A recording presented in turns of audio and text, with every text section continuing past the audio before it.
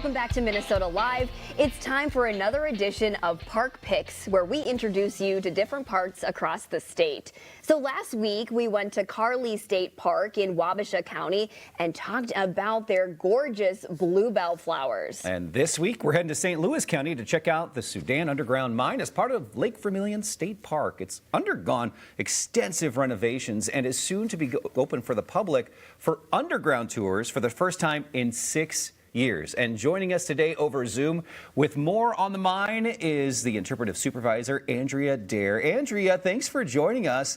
So excited, 6 years, so it must have shut down during COVID, correct? Yes, it shut down during COVID. We did offer underground tours in 2021, but then in 22 and 23, we did some shaft restoration, opened back up for underground tours in 2024, only to have a really epic flood shut our tours down for the last couple of years. So we're really excited to be open again this season for underground tours. I am excited as well. So my parents have a cabin on the north side of Lake Vermillion, this Soudan mine on the south side of the lake. So I've driven past and want to get up there to see it in person. Can you touch on the history of what was being mined there? And it's one of the deepest mines in the state, is that correct? Yes, the Soudan mine was the deepest. It was the first underground mine, and it had a very rich iron ore.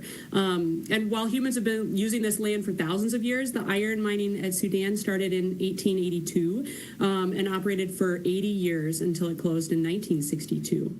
Then it became a state park, and we started offering tours in 1965. And you get a chance to go down a half mile below the surface and see what it was like to actually be underground as a miner.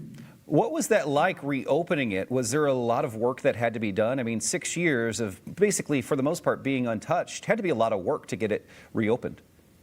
Right, and so our hoist operators have been working on rehabilitating from the most recent flood in 2024.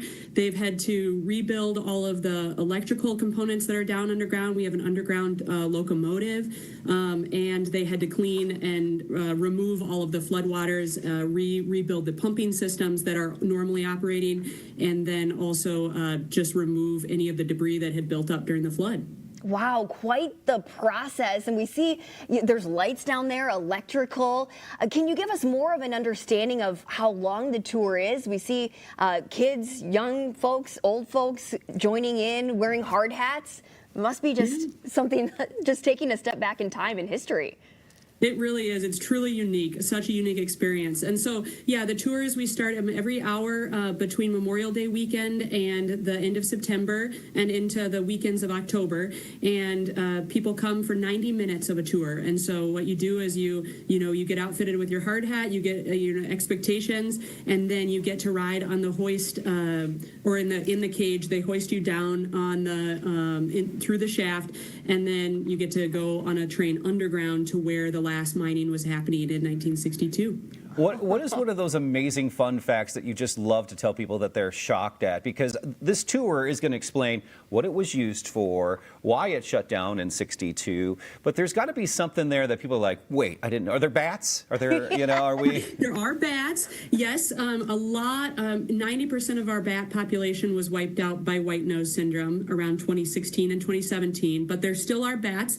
They're producing little by little because they only produce one pup every year, so they're slowly recovering. But one of the most unique things that I think about this mine is that the rock that they were mining in formed billions of years ago before there was even oxygen on the earth. And so I think that really shocks people when they're down inside of there and thinking about what humans were able to blast and drill their way into, and that the Soudan ore was so important for building most of America.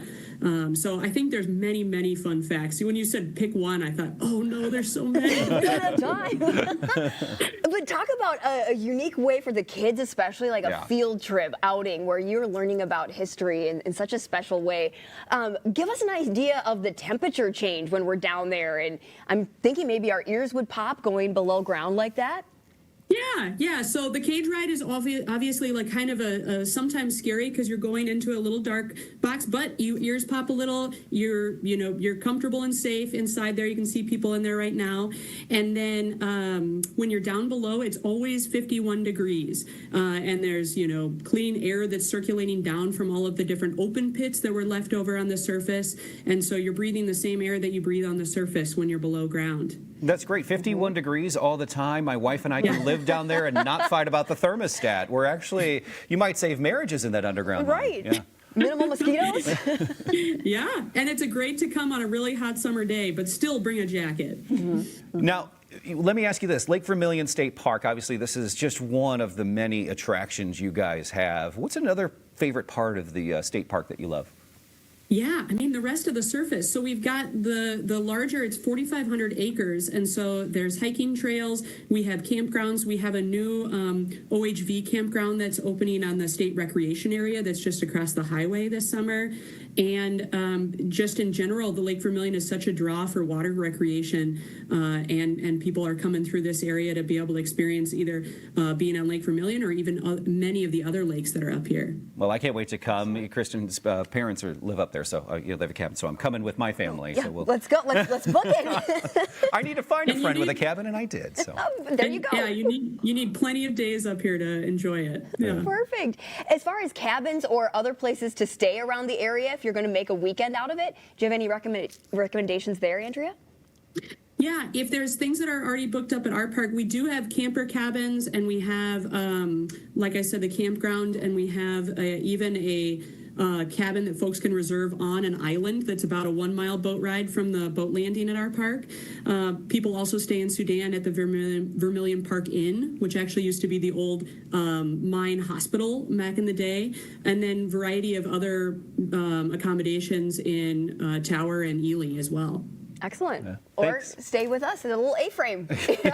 she will rent it out for anyone. Yes. Thanks for joining us, Andrea. That was So fun. cool. Yeah, thank you. Excellent. Well, if you want to learn more about the Soudan Underground Mine as part of the Lake Vermillion State Park, just head over to minnesotalive.com. We'll post a link there with information on how to plan your visit.